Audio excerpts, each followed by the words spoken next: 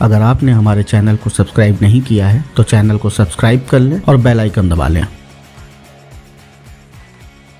नमस्कार, आप देख रहे हैं ब्रेकिंग टुडे। मैं हूं मानस मेहरोत्रा। आपको बता दें खबर इस समय रायबरेली से है।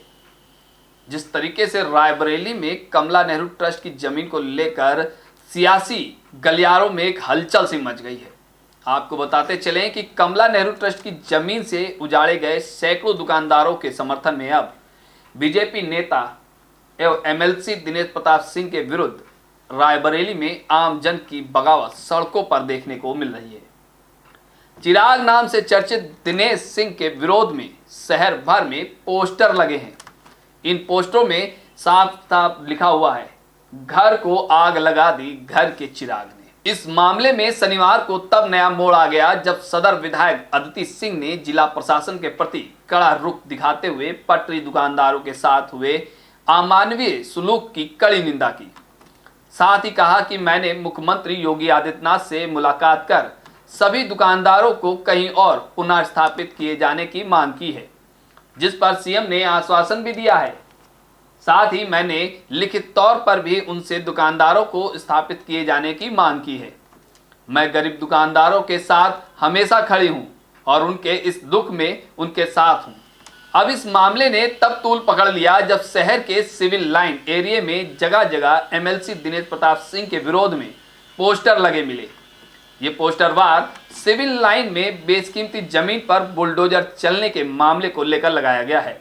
पोस्टर में लिखा है कि घर को लगा दी आग घर के चिराग ने, वो इसलिए कि बीजेपी एमएलसी दिनेश सिंह चिराग नाम से चर्चित हैं। इस पोस्टर ने अब भीषण ठंड में रायबरेली का राजनीतिक पारा गर्म कर डाला है। रायबरेली से आफ्ताब खान की ये खास खबर। भाई साहब, ये प्रेस कॉन्फ्रेंस का आज ये उपदेश था कि सबसे पहले मैं प्रशासन की निंदा करना चाहती हूँ। जिस तरीके से उन्होंने आधी रात के अंधेरे में चोर उचक्कों की तरह काम किया, जो उन्होंने वाहन भी इस्तेमाल करे थे इंक्रोचमेंट हटाने के लिए, उन पे भी ब्लैकआउट किया गया था। उनके जो नंबर प्लेटें हैं उनको ब्लैकआउट किया गया था, उन पे पेंट या ग्रीज या जो भी उन लोगों ने लगाया हो पूरी तरीके से ब्लैकआउट किया गया था। नगर पालिका से वाहन ना जाने पे अब डीएम हमारी नगर पालिका अध्यक्षा एक जनप्रतिनिधि पे लिखा पढ़ी की कार्रवाई करने की धमकी दे रहे हैं। इसकी मैं पूरी तरीके से निंदा करती हूँ और मैं ये भी कहना चाहूंगी कि मैं पूरी तरीके से अपने गरीबों के साथ हूँ। जो वहाँ 112 दुकानदार थे उनको पुनर्स्थापित करने के लिए मैंने माननीय मुख्यमंत्री जी से अनुरोध किया है, लिखित में भी दिया है, मौखिक भी बात करी है। उनके लिए जमीन ढूंढवाई जाएगी और उनको पुनर्स्थापित जब तक नहीं किया जाता तब तक मैं चुप नहीं बैठूंगी। मेरा पूरा प्रयास रहा है उन लोगों की लड़ाई लड़ने का। हाँ, मैं हाई कोर्ट के या सुप्रीम कोर्ट के जो आदेश हैं, जो ऑर्डर है, उससे ऊंचा कोई भी नहीं है। हम लोग उससे सर्वोच्च नहीं है और मैं उसका पूरा मान सम्मान करती हूँ, चाहे जो भी ऑर्डर हुआ, चाहे वो जैसा भी हमें लगे व्यक्तिगत लेवल पे। पर माननीय हाईकोर्ट का जो दिशा निर्देश है वो हमारे लिए सबसे ऊपर है।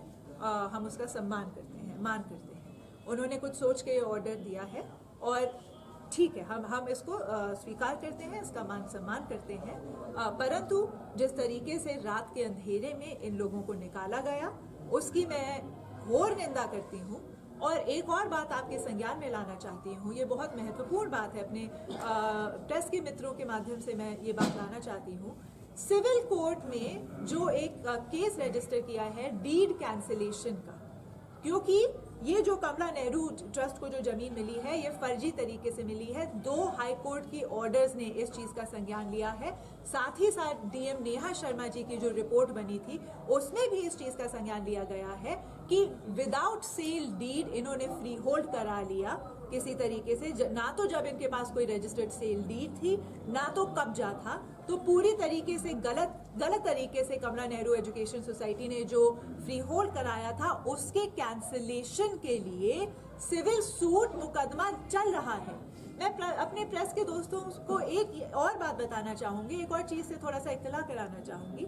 आजकल जो मैं प्रेस की कवरेज देख रही हूँ उसमें ये लिख के आ रहा है कि कमला नेहरू ट्रस्ट की जमीन को खाली कराया गया। दोस्तों, आप यहाँ गलत हैं। ये नजूल की जमीन है, ये सरकार की जमीन है, किसी फर्जी ट्रस्ट की जमीन नहीं है। ट्रस्ट को ये जमीन दी गई थी एक एजुकेशन सोसाइटी बनाने के लिए ऑन लीज। नजूल की जमीन का मालिक जो होते हैं वो डीएम होते हैं या गवर्नर ऑर्डर से उसको दिया जाता है। कभी इसकी सेल डीड हुई नहीं थी। There was no sale deed.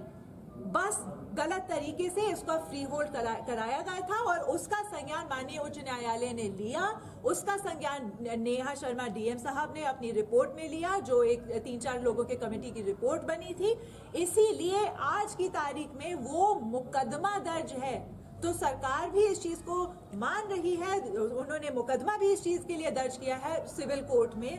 Civil suit इस समय चल रहा है, इट इज सब जुडिस की फ्री होल्ड कैंसिलेशन होना चाहिए, क्योंकि जब डीड ही नहीं थे तो कहाँ का फ्री होल्ड। फ्री होल्ड का सबसे पहला 2 नियम होते हैं, एक तो सेल डीड होनी चाहिए, दूसरा कब्जा। Kamla Nehru education society had neither of them. उनके पास कुछ भी नहीं था। ये पूरी तरीके से फर्जी सोसाइटी है जिसपे जांच भी चल रही है, जिसपे आगे भी जांच होगी। और जब भी मुकदमा के कोर्ट में चल रहा है, जब केस सरकार की तरफ से हाई कोर्ट की डायरेक्शन पे सरकार ने सिविल सूट में जब मुकदमा चलाया है, तो कहां से कमला नेहरू की जमीन हो गई? सबसे पहले आप मुझे ये बताएं। जिला प्रशासन का ऐसी ही तमाम खबरों के लिए हमारे साथ जुड़े रहिए। तब तक के लिए दीजिए मुझे इजाजत। नमस्कार।